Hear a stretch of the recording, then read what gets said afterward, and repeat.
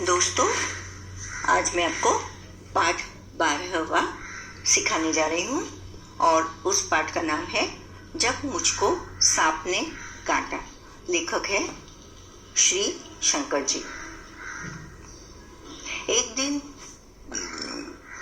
ये उनकी आप बीती है, बचपन की बातें बताई है शायद। एक दिन मैंने अपने अहाते में एक छोटा सा सांप रेंगते देखा। वह धीरे धीरे रेंग रहा था। मुझको देखते ही वह भागा और वहीं पर पड़े हुए नारियल के खोल में घुसकर छिप गया। अब ये जो छोटा लड़का था, उसने एक दिन अहाते में सांप को देखा। छोटा था, ज्यादा डर नाम की चीजों से तो थी नहीं, और बच्चे तो शरारती होते हैं।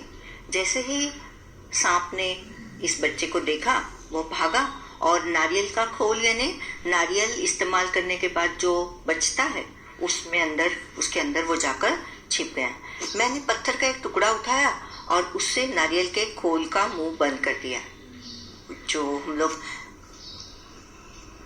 कच्चा नारियल पीते हैं, पानी पीते हैं जिसका नारियल का, उसको ऊपर से छोटा ही छेद होता है। तो अभी जैसे ही उसने देखा इस बच्चे ने कि सांप उस नारियल के खोल में जाकर छिप गया, सांप का बच्चा था, छोटा था, तो उसने पत्थर से नारियल के खोल का मुंह बंद कर दिया। उसे लेकर मैं नानी के पास दौड़ गया। मैंने कहा, नानी देखो मैंने सांप पकड़ा है। नानी चीख उठी, सांप? क्योंकि हम जानते हैं सांप तो खतरनाक होता है, डरावना होता है, और सांप के काटने से जहर फैलता है शरीर में, और यहाँ तक कि कभी कभी वो मौत को भी आमंत्रित करता है। नानी चीख उठी, डर गई बेचारी कि इस छोटे से बच्चे ने सांप को पकड़ा। सांप? वह इतना घबरा गई कि लगी जोर जोर से चीखने पुकारने। नाना ने सुना तो अंदर दौड़ आई। जब उन्हें पता चला कि नारियल के खोल के अंदर सांप है, तो उन्होंने मेरे हाथ से उसे छीनकर दूर फेंक दिया। नन्हा सांप बाहर निकल आया और रेंगता हुआ पास की झाड़ी में गायब हो गया। इस तरह से एक बार तो सांप की जान बच गई, क्योंकि इस बच्चे ने उसे तो उठा लिया था खोल के अंदर। जैसे ही वो पहुंचा सांप, उसने उसको पत्थर से बंद कर दिया और वह दिखाने चला गया नानी को।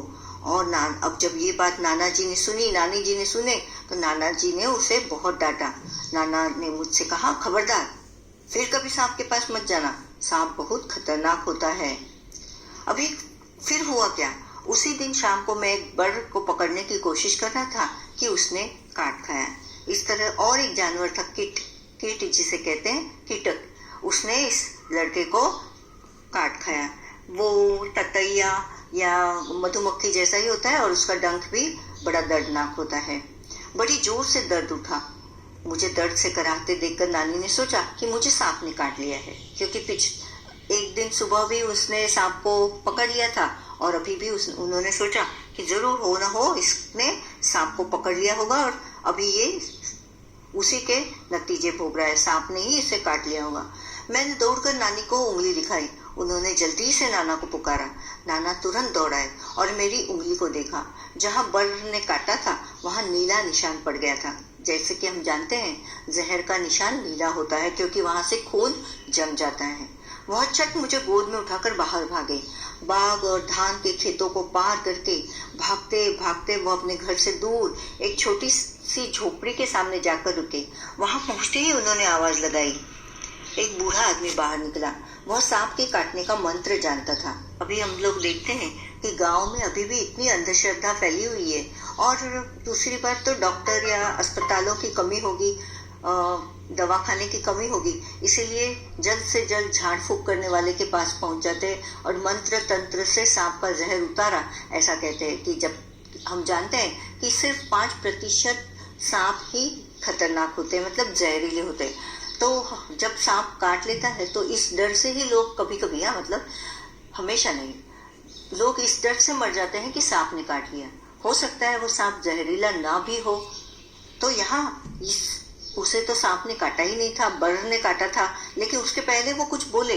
दादाजी उसे उठाकर झाड़ फूक करने वाले एक आदमी के पास, बूढ़े आदमी के पास ले आए, और वो आदमी सांप के काटने का मंत्र जानता था। नाना ने उससे कहा, इस बच्चे को सांप ने काट लिया है, इसकी झाड़ फूक कर दो। बूढ़ा मुझे झोपड़ी में ले गया। उसने मेरी उंगली देखी और बोला, चुपचाप बैठो, हिलना डुलना मत। फिर पीतल के बर्तन में पानी लाया और मेरे सामने बैठकर मंत्र पढ़ने लगा। अब ये बच्चा छोटा था लेकिन जानता था कि सांप ने उसे नहीं काटा है, बर ने काटा है।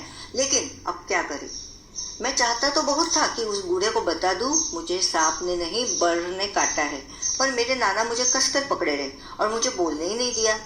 जैसे ही मैं कुछ बोलने को कहने को मुंह खोलता वो डांट कर कहते चुप। डर के मारे मैं चुप हो जाता। हमारे पीछे पीछे हमारी नानी भी कई लोगों के साथ वहां पहुंची। सब लोग उदास खड़े देखते रहे क्योंकि उन्हें लगता था कि अब इस बच्चे को जब सांप ने काट लिया है तो सांप का जहर जरूर उतरना चाहिए। पता नहीं क्या होगा। उन्हें पता नहीं था कि उसे सांप ने नहीं काटा था। तब तक मेरी उंगली का दर्द जा चुका था, फिर भी मुझे वहां जबरदस्ती बैठकर झाड़ फूक करवानी पड़ रही थी।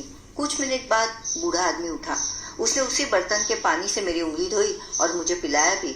उसने मुझे बोलने से मना कर दिया ताकि दवा का पूरा असर हो। फिर वह नाना से बोला, अब बच्चा खतरे से बाहर है। तो देखा गांव के लोग किस तरह किसी के भी बात में आकर बिना जाने पहचाने, बिना ये पता लगाए कि सचमुच सांप ने काटा है या नहीं, झाड़ फूक कर देते हैं और ऐसा सोचते हैं कि झाड़ फूक से सांप का जहर उतर जाता है। ये भी गलत है। डॉक्टर के पास जाकर इंजेक्शन लेना होता है या और कुछ दवा दारू करनी होती है। फिर वह नाना से बोला, अब बच्चा खतरे से बाहर है। अच्छा हुआ आप समय रहते मेरे पास ले आए। बड़े जहरीले सांप ने काटा है। देखा उसने और चूना मसाला लगा दिया कि उसको जहरीले सांप ने काटा है, जबकि ये बिल्कुल गलत था। सब लोगों ने बूढ़े को उसके अद्भुत इलाज के लिए बहुत बहुत धन्यवाद दिया। घर लौटने के बाद नाना ने उसके लिए बहुत सी चीजें भेंट में भेजी। जान बचाने के लिए उस बूढ़े को इस बच्चे के नाना ने बहुत सारी चीजें दी, क्योंकि गांव में पैसा लेने का वैसे तो रिवाज नहीं होता और किसी की जान बचाने की इस तरह से पैसों में कीमत अदा करना वो अपमान समझते हैं, क्योंकि जान तो अमूल्य होती है। अब कहानी की बात। नाना मुझे झाड़ फूक वाले आदमी के पास क्यों ले गए? नाना मुझे यानी इस बच्चे को झाड़ फूक वाले आदमी के पास ले गए क्योंकि वो उसका इलाज करवाना चाहते थे, सांप के जहर को उतारना चाहते थे। मैं बूढ़े आदमी को क्या बताना चाहता था? मैं बूढ़े आदमी को बताना चाहता था कि मुझे सांप ने नहीं बर ने काटा है। जब सांप नारियल के खोल में घुस गया तो मैंने क्या किया था? मैंने ऐसा क्यों किया होगा? मेरे अंदर शरारत भरी थी और थोड़ा सा निडर भी होने के कारण मैंने उस सांप के बच्चे को जैसे ही देखा कि वो नारियल के अंदर खोल में घुस गया है तो मैंने उसे बंद कर दिया ताकि उसे बाद में उससे खेला जाए। क्या बूढ़े आदमी ने सचमुच मेरा इलाज कर दिया था? तुम ऐसा क्यों सोचते हो? बिल्कुल नहीं। इस तरह मंत्र तंत्र से सांप के काटने का या किसी भी जहर के कम होने का कोई मतलब नहीं होता। इस तरह से कोई जहर कम नहीं होता। तो उसने जो किया वो बिल्कुल ही गलत था। ये अंधविश्वास है। आज भी गांव के लोगों में इस तरह का अंधविश्वास फैला होता है। जहर इस तरह से कम नहीं होता। मुझे असल में सांप ने नहीं काटा था। फिर मैंने अपनी कहानी का नाम जब मुझको सांप ने काटा क्यों रखा है? तुम इससे भी अच्छा कोई नाम सोचकर बताओ। अब यहाँ उन्होंने लिखा है उई माँ। कहानी में लड़के को बर काट लेती है। बर का डंक होता है। कुछ और कीड़ों या जंतुओं का नाम लिखो जो डंक मारते हैं। तो ऐसे कई कीड़े हैं जो डंक मारते हैं, जैसे मधुमक्खी है, ततैया है, बिच्छू है और इसके डंक बहुत ही मच्छर भी डंक मारता है और इसके डंक बहुत ही खतरनाक होते हैं। तुम्हारी बात। मैं बूढ़े को कुछ बताना चाहता था, बता नहीं सका। क्या तुम्हारे साथ भी कभी ऐसा हुआ है? हाँ, मैं बता सकता हूँ। एक बार मेरी बेवकूफ़ी के कारण मेरा छोटा भाई गटर में जा गिरा। क्यों? क्योंकि मैंने उसे साइकिल पर डबल सीट लिया था, पर मैंने अपनी गलती को छिपाया। क्यों? क्योंकि अगर मैं बता देता कि मेरे कारण वो गिर गया है वो बच्चा या मेरा छोटा भाई, तो मुझे डांट पड़ती या तो फिर मारते भी। इसीलिए मैंने इस बात को छुपाए रखा। क्या तुमने कभी सांप देखा है? तुमने सांप कहाँ देखा? उसे देखकर तुम्हें कैसा लगा? एक बार मैं अपने परिवार सहित नेशनल पार्क गया था। वहाँ रास्ते पर मैंने सांप को देखा। वह रास्ता पार कर रहा था। मैंने तुरंत सभी परिवार वालों को अलर्ट कर दिया। अब क्या करें? तुम क्या करोगी अगर तुम्हें या तुम्हारे आसपास किसी को बर काट ले? तो जो जहाँ डंक किया है उस जगह को धोना है और अपनी दवाई लगानी है और ठंडे पानी से धोना है, क्योंकि या बर्फ लगानी है, क्योंकि बहुत जलन होती है। किसी को चोट लग जाए तो घाव को अच्छी तरह से डेटॉल लगाकर धोना चाहिए और उस पर अच्छा वाला कोई मरहम लगा देंगे। और गांव में तो हल्दी लगाकर, क्योंकि हल्दी भी एंटीसेप्टिक होती है, इसका इलाज करते हैं। घाव या जख्म थोड़ी बड़ी हो तो खून जब रुक जाए या खून को रुकने के लिए बर्फ लगाते हैं और बाद में उस जख्म पर बैंडेज भी करते हैं। किसी की आंखों में कुछ पड़ जाए तो क्या करना है? आंख में कुछ पड़ जाए तो पानी से आंखों को धोया जाता है और रुमाल के एक छोर से आंखों में पड़ी चीज को आहिस्ता निकाल सकते हैं। किसी की नाक से खून बहने लगे, अक्सर गर्मियों के दिनों में इस तरह का वाकया होता है। अगर किसी की नाक से खून बहता है तो खून को साफ कर हम उसकी नाक को बर्फ लगाएंगे ताकि खून का बहना बंद हो जाए और उसे सुला देंगे, थोड़ी देर के लिए आराम करवा देंगे।